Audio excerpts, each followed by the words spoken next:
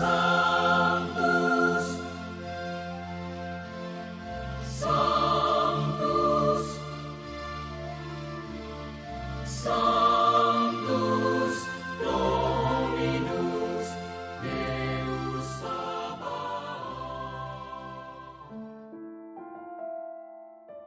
Bapak, Ibu, dan saudara-saudariku yang terkasih dalam Tuhan kita Yesus Kristus, salam sejahtera untuk kita semua. Berkat Allah yang Maha Kuasa senantiasa menyertai kita. Hari Minggu tanggal 22 Maret tahun 2026 adalah hari Minggu Prapaskah kelima. Marilah kita mendengarkan dan merenungkan bacaan-bacaan kitab suci. Dalam nama Bapa dan Putra dan Roh Kudus. Amin. Bacaan pertama dari Nubuat Yehezkiel bab 37 ayat 12 sampai 14. Beginilah firman Tuhan Allah. Hai umatku, aku akan membuka kubur-kuburmu dan membangkitkan kamu dari dalamnya, dan aku akan mengantar kamu kembali ke tanah Israel. Dan kamu akan mengetahui bahwa akulah Tuhan, yakni pada saat aku membuka kubur-kuburmu dan membangkitkan kamu dari dalamnya. Aku akan mencurahkan rohku ke dalam dirimu, sehingga kamu hidup kembali, dan aku akan menempatkan kamu di tanah airmu. Dan kamu akan mengetahui bahwa aku, Tuhan, yang mengatakannya dan melaksanakannya. Demikianlah sabda Tuhan. Syukur kepada Allah.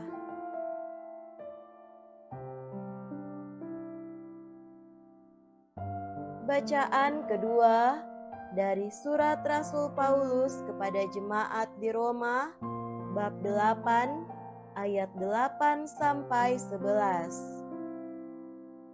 Saudara-saudara, mereka yang hidup dalam daging tidak mungkin berkenan kepada Allah.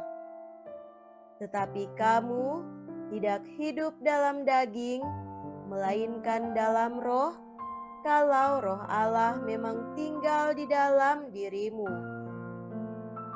Tetapi jika orang tidak memiliki roh Kristus, maka ia bukanlah milik Kristus.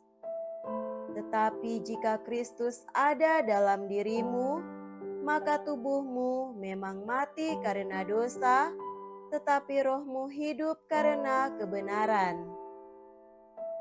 Dan jika roh Allah yang telah membangkitkan Yesus dari antara orang mati diam dalam dirimu, maka ia yang telah membangkitkan Kristus Yesus dari antara orang mati akan menghidupkan juga tubuhmu yang fana oleh rohnya yang diam dalam dirimu. Demikianlah sabda Tuhan. Syukur kepada Allah.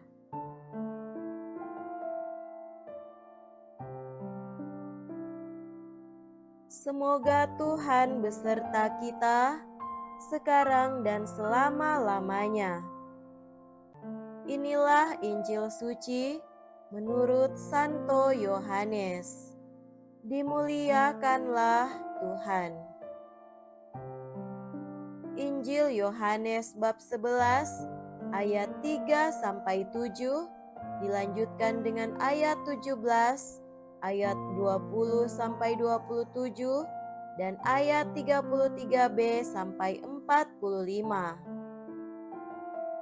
Ketika Lazarus jatuh sakit, kedua saudaranya, Maria dan Marta, mengirim kabar kepada Yesus. Tuhan, dia yang Engkau kasihi sakit. Mendengar kabar itu, Yesus berkata, Penyakit itu tidak akan membawa kematian, tetapi akan menyatakan kemuliaan Allah, supaya melalui penyakit itu Putra Allah dimuliakan. Yesus memang mengasihi Marta dan saudaranya serta Lazarus. Namun, setelah didengarnya bahwa Lazarus sakit, ia sengaja tinggal 2 hari lagi di tempat ia berada. Tetapi sesudah itu, dia berkata kepada murid-muridnya, "Mari kita kembali lagi ke Yudea." Ketika Yesus tiba di Betania, didapatinya Lazarus telah 4 hari terbaring di dalam kubur. Ketika Marta mendengar bahwa Yesus datang, ia pergi menemui dia. Tetapi Maria tinggal di rumah. Lalu kata Marta kepada Yesus, "Tuhan, sekiranya Engkau ada di sini, saudaraku pasti tidak mati. Tetapi sekarang pun aku tahu bahwa Allah akan memberikan kepadamu segala sesuatu yang engkau minta kepadanya." Kata Yesus kepada Marta, "Saudaramu akan bangkit." Kata Marta kepadanya, "Aku tahu bahwa ia akan bangkit pada waktu orang-orang bangkit pada akhir zaman." Jawab Yesus, "Akulah kebangkitan dan hidup. Siapa saja yang percaya kepadaku, ia akan hidup walaupun sudah mati.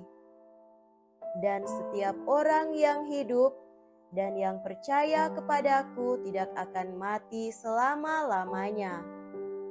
Percayakah engkau akan hal ini?" Jawab Marta, "Ya Tuhan, aku percaya bahwa Engkaulah Mesias, Putra Allah, yang akan datang ke dalam dunia." Kemudian ketika melihat Maria menangis, Yesus sangat terharu dan berkata, "Di manakah dia kamu baringkan?" Jawab mereka, "Tuhan, marilah dan lihatlah." Lalu menangislah Yesus. Kata orang-orang Yahudi, "Lihatlah, ia sungguh mengasihi dia." Tetapi beberapa orang di antaranya berkata, "Ia memelekkan mata orang buta, tidak sanggupkah ia bertindak sehingga orang ini tidak mati?" Yesus sekali lagi sangat terharu, lalu ia pergi ke kubur itu. Kubur itu adalah sebuah gua yang ditutup dengan batu. Kata Yesus, "Angkatlah batu itu." Marta, saudara orang yang meninggal itu, berkata kepada Yesus, "Tuhan, ia sudah berbau, sebab sudah 4 hari ia mati." Jawab Yesus, "Bukankah sudah kukatakan kepadamu, jika engkau percaya, engkau akan melihat kemuliaan Allah?" Mereka pun mengangkat batu itu. Lalu Yesus menengadah ke atas dan berkata, "Bapa, aku mengucap syukur kepadamu karena engkau telah mendengarkan aku. Aku tahu bahwa engkau selalu mendengarkan aku. Tetapi oleh karena orang banyak yang berdiri di sini mengelilingi aku mengatakannya supaya mereka percaya bahwa engkaulah yang telah mengutus aku." Sesudah berkata demikian, berserulah ia dengan suara keras, "Lazarus, marilah keluar." Orang yang telah mati itu datang keluar, kaki dan tangannya masih terikat dengan kain kafan, dan mukanya tertutup dengan kain peluh. Kata Yesus kepada mereka, "Bukalah kain-kain itu dan biarkan ia pergi." Banyak di antara orang-orang Yahudi yang datang melawat Maria dan yang menyaksikan sendiri apa yang telah dibuat Yesus, percaya kepadanya. Demikianlah sabda Tuhan. Terpujilah Kristus.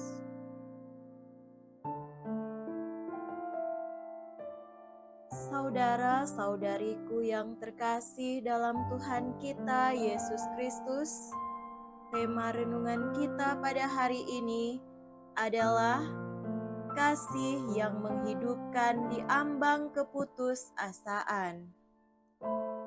Kisah pembangkitan Lazarus bukan sekedar mujizat tentang kembalinya nyawa seseorang, melainkan sebuah pernyataan diri Yesus yang paling radikal. Akulah kebangkitan dan hidup. Dalam narasi ini, kita melihat perpaduan yang luar biasa antara kemanusiaan Yesus yang penuh empati dan kelahirannya yang berkuasa atas maut.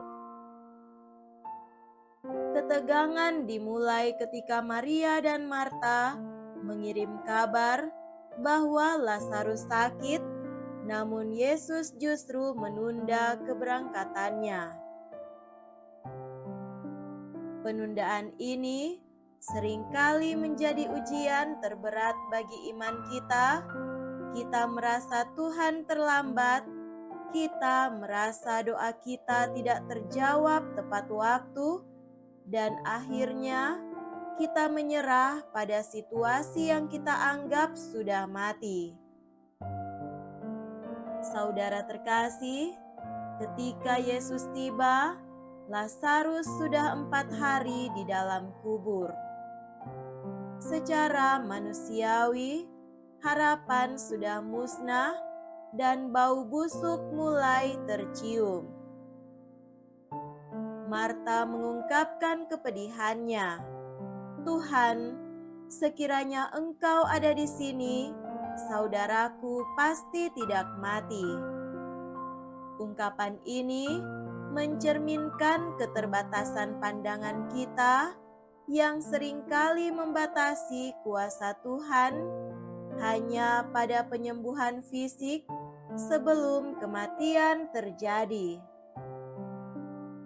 Namun, Yesus menarik Marta dan juga kita ke dalam pemahaman yang lebih dalam.